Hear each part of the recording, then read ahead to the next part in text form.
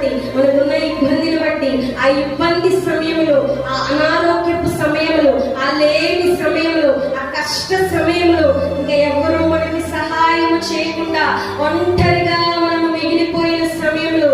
ఏమి పాలు పోచని సమయంలో, ఈ చిక్కుముడి ఎవరు విప్పెదరా అని ఎదురు చూస్తూ ఉన్న సమయంలో, అరణ్యంలో ఒక కేక వేస్తూ ఉన్నట్లుగా మన ఆర్తనాదము ఉండిపోయిన సమయంలో మన పక్కకు ఎవ్వరు రారు గాని వచ్చి నేను నీకు ఉన్నా అని వెన్ను తట్టి నిలబడేవారు ఈ లోకమందు మరి ఎవ్వరూ కనిపించరు. కానీ మనకైతే ఒకే ఒక నామం, క్రైస్తవుడికి ఒకే ఒక నామం కనబడుతూ ఉంటది. అది ఏమిటి అంటే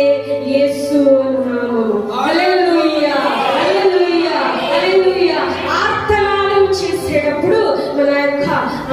జీవితాంతం కలిసి ఉంటానన్న భార్యాభర్తలు కూడా ఎవ్వరు ఆర్తనాదములో నేను కూడా అరుస్తానులే, కొంచెం నీ బాధ తగ్గిద్దిలే అని ఎవరు అన్నారండి, ఎవరు అన్నారు. తల్లి మనల్ని కన్ని పెంచిన తల్లి కూడా అనదు, మనల్ని ఎంతో సంరక్షిస్తూ ఉన్న తండ్రి కూడా ఇదిగో నీ బాధలో, ఇదిగో నీ నొప్పిలో కొంచెం నేను పంచుకుంటానని ఎవరు అన్నారు. కానీ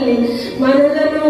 సృష్టి యావత్తులో మట్టి నుండి లేపి శరీరముగా తన పోలికగా మలుచుకొని జీవవాయువును ఊది మన పాపముల కొరకు శిలువలో మరణించి తిరిగి లేచిన దేవాది దేవుడు, సర్వ సృష్టికర్త అయిన వాడు మాత్రమే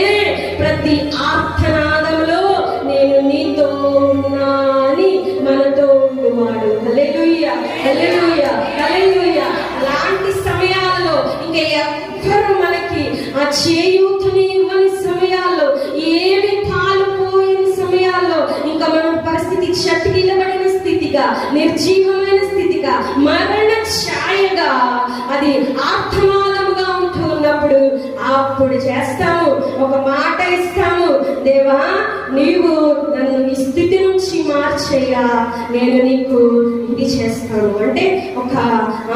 అయ్యా నీ పనిని చేస్తాను, నీ సేవను చేస్తాను, లేక నీ పరిచర్యను చేస్తాను, లేక ఇంకా నేను ప్రతి ఆదివారం చర్చి అస్సలు మానకుండా వెళ్తాను దేవా, క్రమాలలో అస్సలు మానను దేవా, లేక ప్రతి ఆదివారం లేక ప్రతి క్రమములో ప్రతి ఆరాధనలో సమయానికి పాలు పొందుతానయ్యా, లేక ఇంకా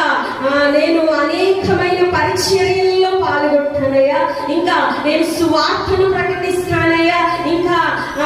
నీ నామం పేరిట ఇంకెన్నో మంచి కార్యాలు, విడవబడిన వారికి, బీద వారికి